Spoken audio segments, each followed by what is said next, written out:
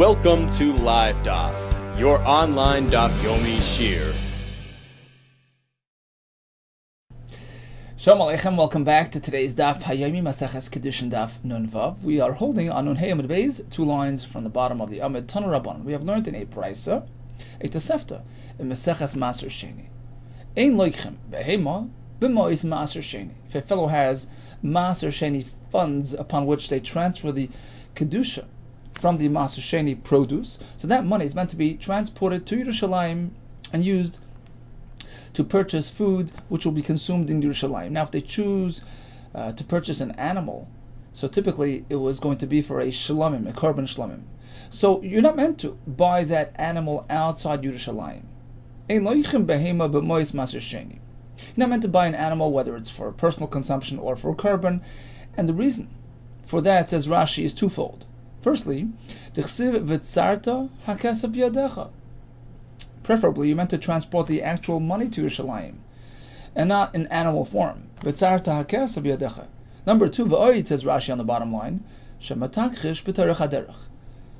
the animal might, get ill, get weakened because of the due to the travel, and that will, in effect, bring loss to Maser Sheni. So lechatchila, you should not be purchasing the animal outside Yerushalayim. However, if he did proceed and purchase that animal outside Yerushalayim, it depends. If it was, by accident, not intentionally, he didn't realize this money is Maser Sheni money, then he gets a refund. We cancel the deal. Yachzru damim l'mkaimim, the money is returned to its former owner. Rashi says, well, if I would have known, I would not have done it. It's called mekach tos. I have a right for a refund.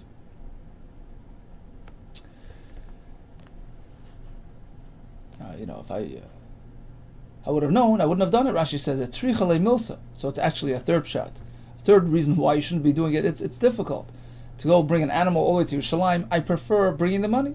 So if it was b'shogeg, I deserve my money back. But b'mezid, if it was done willingly and knowingly, tala v'teyachal b'makim, you take the animal up to Yerushalayim b'makim. Rashi says the known place. Yerushalayim is called makim. D'chsiv el ha'makim asher yivchar Hashem. So shogeg, cancel the deal. Mezid, keep the deal, bring it to Yerushalayim. Rabbi Yehuda. When do we say the deal stands? If initially his intention was to purchase the animal for its proper purposes, for shlamim, which Rashi says is typical. Like we explained before, it's typical for a person to use the ma'as maser sheni for behema of shlamim. If you buy an animal, typically for shlamim, Rashi brings a kedera shavat, so that's standard. And Rabbi Yehuda's point is like this: if initially he had good intentions, basically, he knew he was outside Yerushalayim and he knew he was buying a behema, but it was going to be used for good purposes, to bring it up to Yerushalayim and consume it there, for instance, for a shlamim. Then we say the deal stands, and you take the animal and go to Yerushalayim. But if his initial intentions were less than ideal, his kavanah was to basically spend the Maser Sheni money for purchase of an animal which he's going to use as his own personal property, to eat it outside Yerushalayim, as though it's a plain animal, plain chulin. So this was an inappropriate deal that he made. In this case, we penalize the animal dealer for going along with this, for cooperating in this faulty deal. Bein shogeg, bein mezid, whether it was done b'shogeg or b'mezid, yachzru damim l'mkaimim, we require the animal dealer to offer the buyer a refund. Rashi explains, based on the Gemara coming up soon, if there is a choice between penalizing the buyer or the seller is at fault because he's the one that facilitated it. He took the money and completed the deal. Really? We penalize people for unauthorized Maser Sheni spending? Really? Vanan Tanan. Let's take a look at our Mishnah. Back on Daf Nun Beis. So the last case speaks about a fellow, the middle case. a fellow who used Maser Sheni funds to be Mekadesh and Isha. What's the halacha? Rabbi Yehuda Omer b'mezid kiddush. If it was done knowingly, right? They were aware that it's Maser Sheni money, the KIDDUSHIN takes effect. Why? What happened to Knas? What happened to penalizing the Isha for accepting this money? Chacham should be mevatel, the whole deal. Amar Belazar, it's different. Isha yada she'en mo'as Maser Sheni meschal al yada. There's no room for Knas. Because, in contrast to an animal dealer who is expecting the money that he receives in exchange for the animal to lose its kedusha, because the kedusha gets transferred onto the behemoth. That's the way it works. It's an exchange, right? It's a swap. So he's planning on running with that money and treating it as his own money.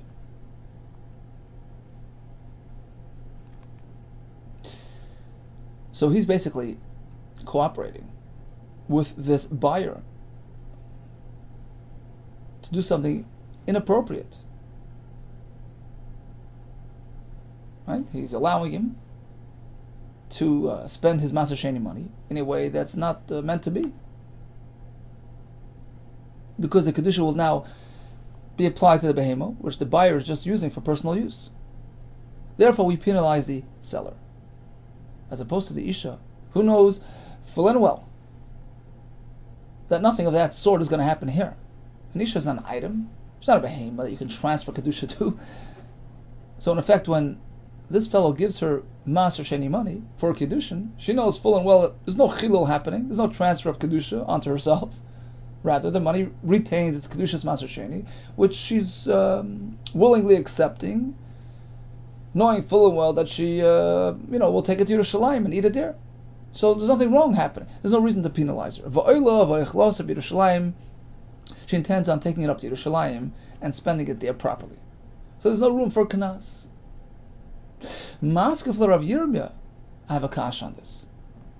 I'll give you another Mishnah, an example where the seller is aware of the fact that there will be no transfer of Kedusha, no chilul, in which case there's good reason to believe that he intends on taking the money to Yerushalayim with its Kedusha, right? And still we penalize people. If one uses Maser Sheni funds to purchase a non-kosher animal, an eved, property, these are not items for consumption, right? So it's not a proper chilul. Everybody understands. The seller certainly knows there's no transfer of Kedusha onto these items because it's unauthorized use of Maser Sheni money. So perhaps, let's assume that the seller intends on taking the Maser Sheni money that he receives, which maintains its Kedusha's Maser Sheni, he brings it to Yerushalayim. So why would we penalize him? Well, Tanan, we have a Mishnah that we penalize in this case as well. Mishnah says, right? It may not purchase these items. Suppose he did purchase, so we penalize. Well, in this case, Rashi explains we penalize the buyer. Actually, the Gemara soon will explain why. But in any case, we penalize somebody. So basically, the buyer has to go and be yochal kenegdon, which basically means compensate Maser Sheni for its lost funds. He has to find another $100, put it aside, and say, look, the kedusha of that 100 that I used to pay for the animal, the eved or the karka is now going to be transferred on this money here, and I'll take this money instead and consume it in Yerushalayim properly. So we penalize, even in this case where perhaps nothing wrong was done. The owner intends on taking the money to Yerushalayim regardless. So why, when it comes to the Isha with Kiddushin, we don't penalize? And here we do. You're right, says the Gemara. Typically we have no basis to assume that people are aware and understand and are sensitive to the intricacies of Maser Sheni. So therefore we penalize in any case. But by the Isha. We're speaking about a special case. She's an Isha Chavera. Rashi says, she knows. She's aware. Chavera means a prominent woman, an educated woman. She's learned. She understands what's happening. She knows that this money given to her in exchange for Kiddushin is maintaining its Kedusha. It's still going to be considered Maser Sheni money, which has to be treated appropriately, and she intends on doing so. No reason to penalize. As opposed to the fellow who purchased the Behemah Tmeya, etc., you have no clue what they understand, what they don't, and we have reason to believe that the Meicher, the seller, intends on misusing this money for personal use, and therefore we apply a knas. The money has to be compensated for. Amar mar. So what did we say? If you buy these things, im lakach yechel kenegdam, you have to compensate for the Maser Sheni loss. Asks the Gemara, 1 second, who are we punishing? The buyer.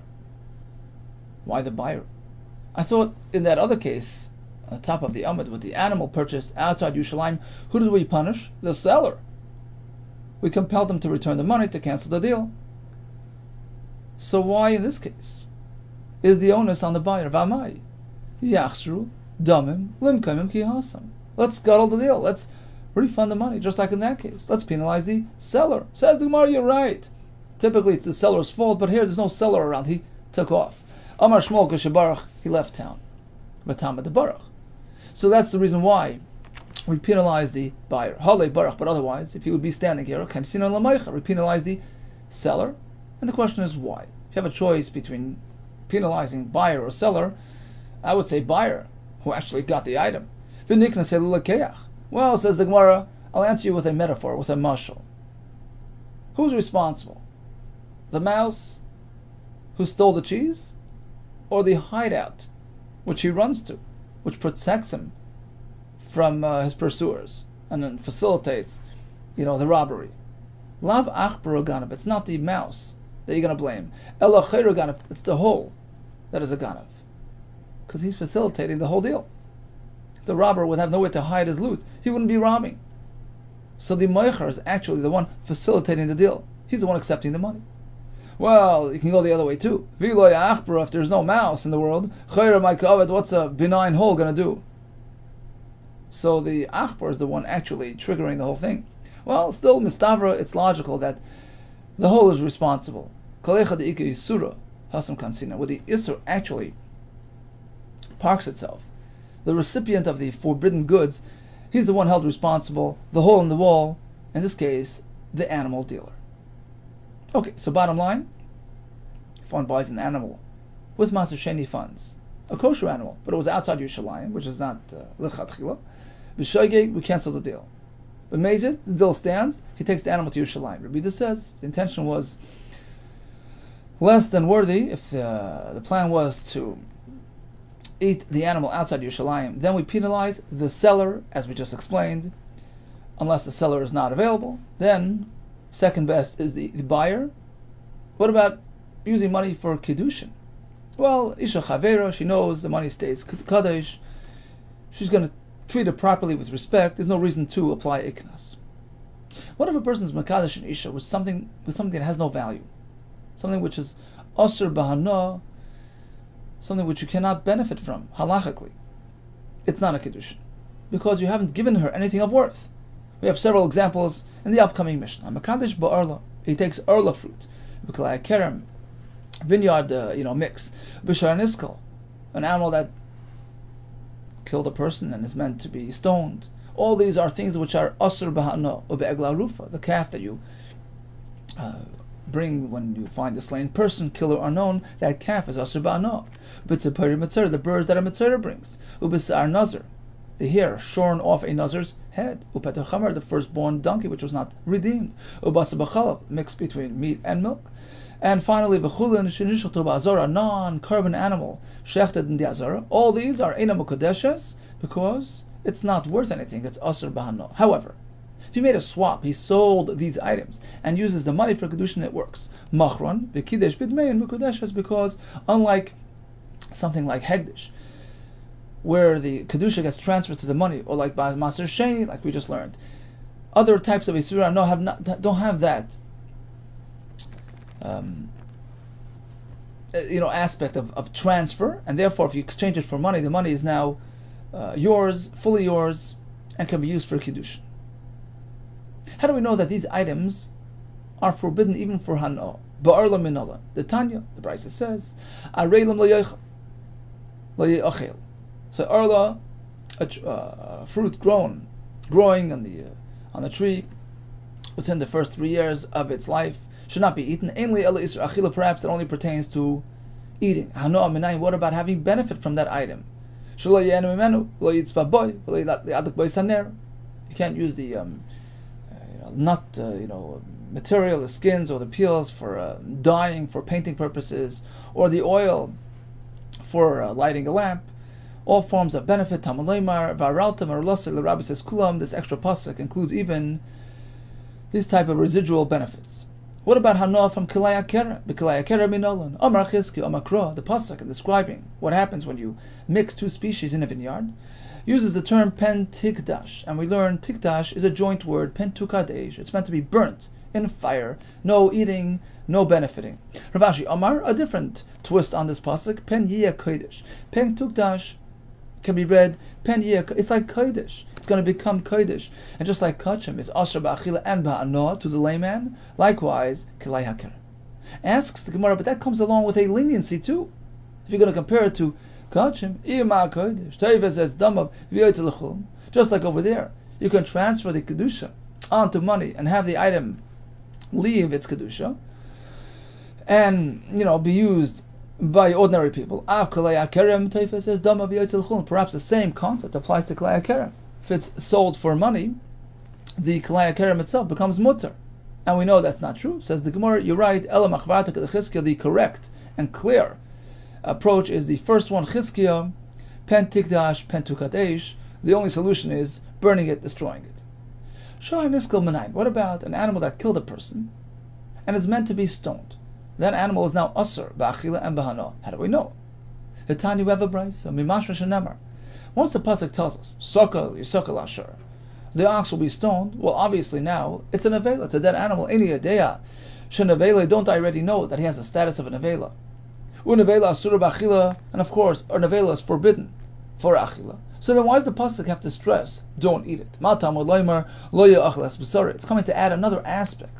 Even if the shechita takes place before stoning, once the animal has been condemned to skila, once the verdict has been issued to the bezdin, magid l'choshem shachtai, even if you shechta the animal, after the verdict has been issued, asr ba'achila, you may not eat it. What about v'hano minay? What about benefiting from it in ways other than eating? Tamalayma or balashar naki, the owner of this animal lost his animal. Naki, he's free, he's detached. It's an expression. My mashma. How do you see from there?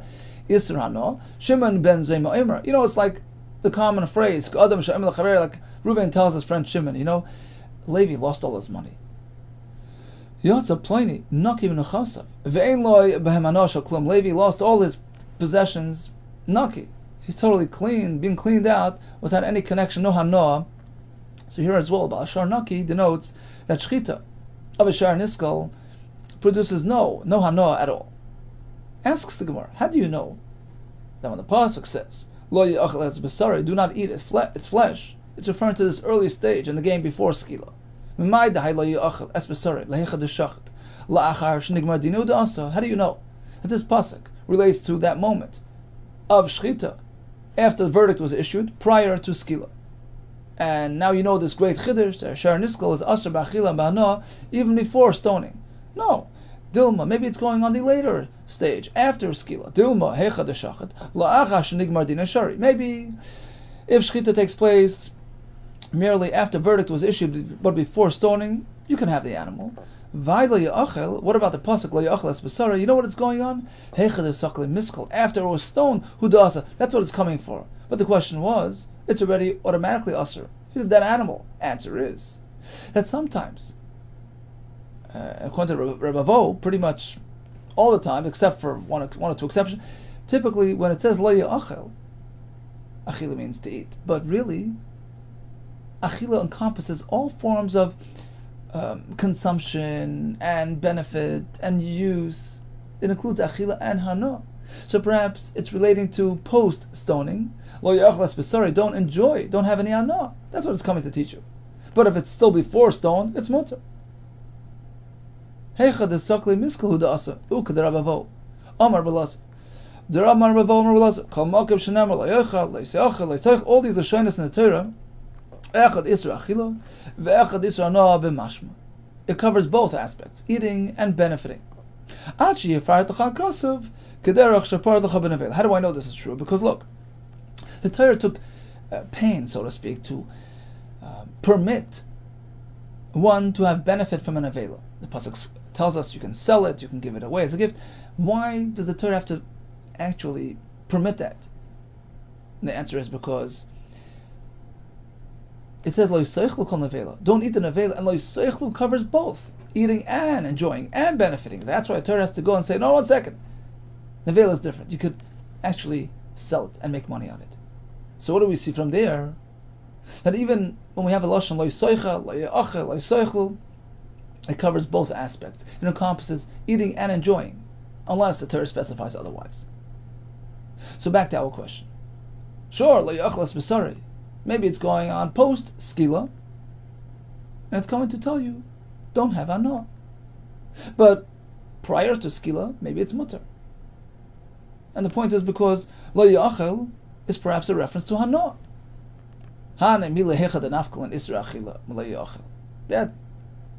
That holds true.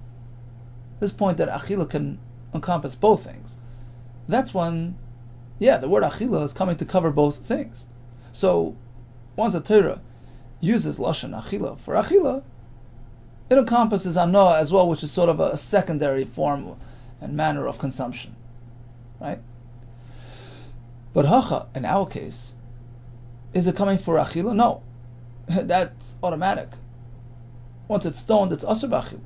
Hacha isur achila misakli yisakal nafka. Once it's stoned, you know it's asur b'achila.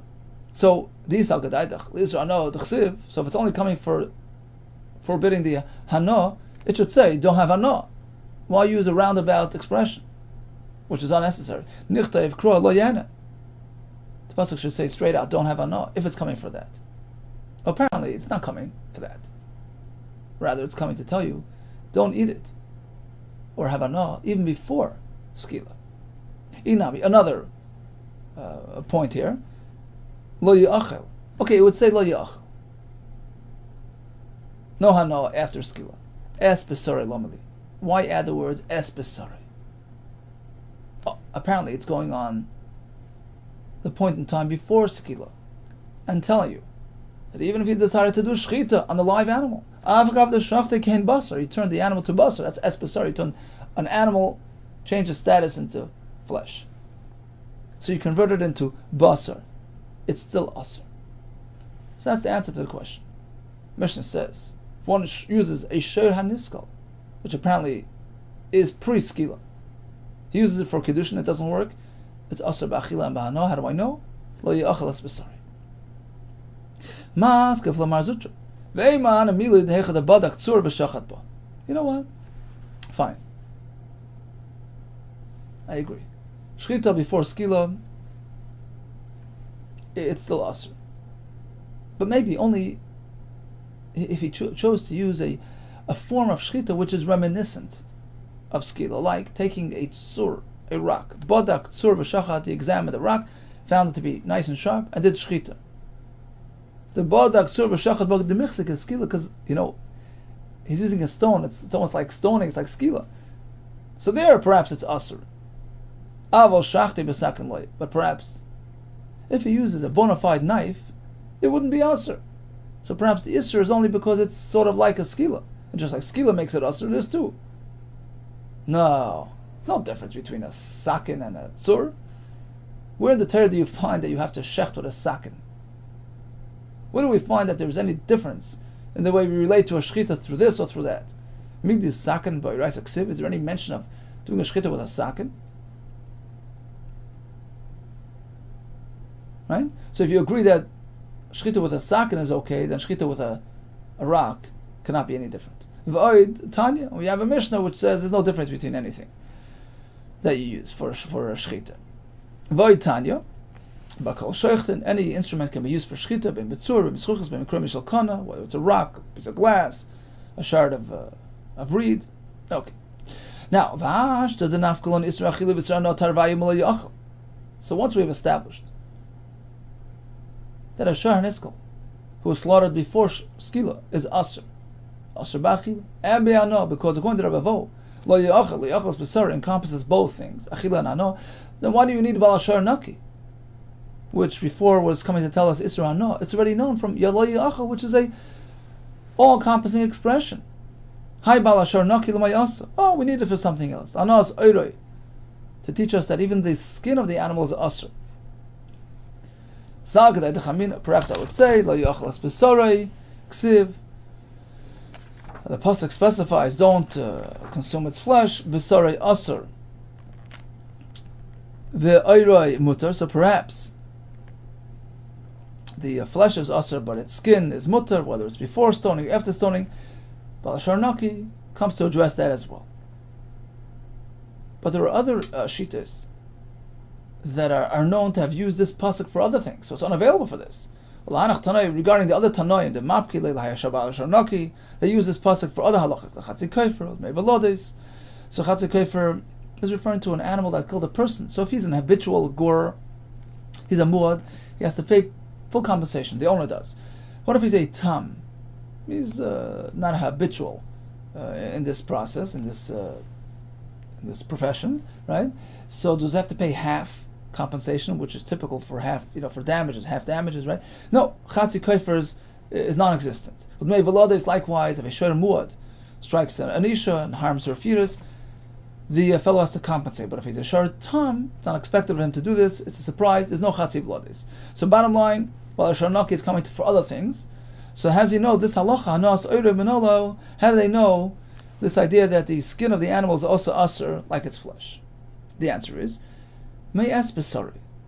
Pasuk says, Lo yachal es besar. Es is an extra word. Es hatav besari. Even the skin which is secondary to its flesh, that's also included in the isr. V'idach es leidarish, the other shita that learned it from Ubal Sharnaki did not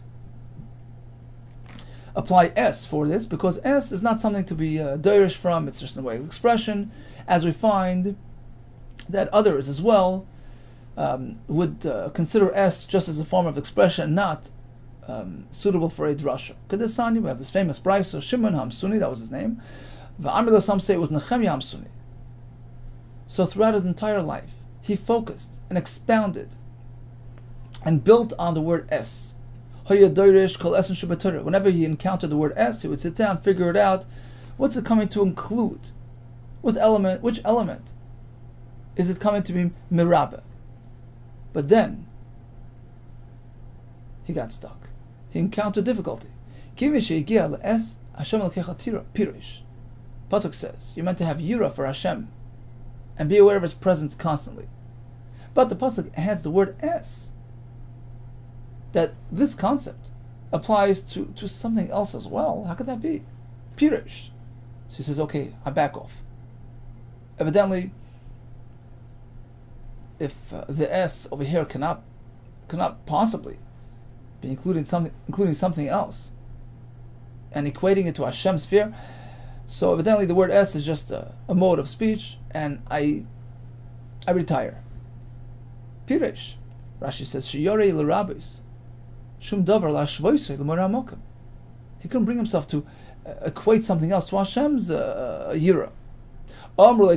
So the students asked him, what about all these years of work? Rebbe, kol esen shedarashta mate alem. What's going to be with all your svarim, with all the S's?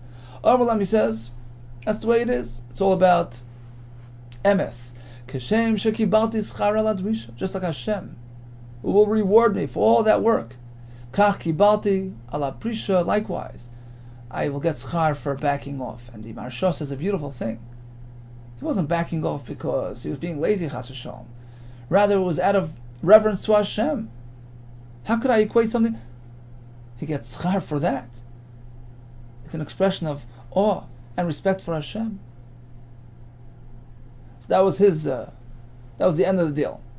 But until Rabbi Akiva came to the rescue, Ad Shabar Rabbi Akiva, he suggested something to save the day. V'limed, and he taught. You know what es Hashem elkecha tira means? What's it coming to add? L'Rabbi, Talmid Chachamim, who are an expression of Hashem's Torah. They represent Hashem's presence, and Hashem is more than happy to have his Talmid Chachamim earn respect and yira from the masses, and in fact Hashem promotes them. Right? We learned it in the beginning of KIDDUSHIN, right? May say v'takim without the Bnei Zaken. So it's not at all a contradiction to Hashem's Moira HaMakim.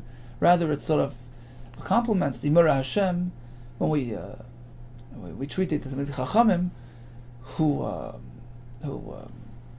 represent Hashem's Kedusha and Hashem's Torah with respect and awe, in reverence to their Torah and to their Kedusha. So, bottom line, we found the meaning of the word Es, Hashem Elokei Chatira. Okay, let's do a quick chazar of today's daf. Ein loichem behema b'mois ma'aser sheni outside Yerushalayim for many reasons. If you proceeded to do so b'shogeg, we refund the money b'mezid. The deal stands. He takes the behema to Yerushalayim. Rabbi Yehuda says if the intention was to divert the ma'aser sheni money, then we penalize the seller compared to the hideout of the achbar. He facilitated the deal. By KIDDUSHIN, it's not an issue. We're speaking about Isha Chavera, who's going to know how to treat the money properly. We have a Mishnah and a Sugi regarding Mimakadesh with various Yisurei Anah. We had Makaris for all these things, and we explained that since they're worthless, there's no KIDDUSHIN, and we concluded with Eser Shem Elokei Chatira with Rabbi Kiva's Pshat. All the best to you, and Atzlacha Rabbah.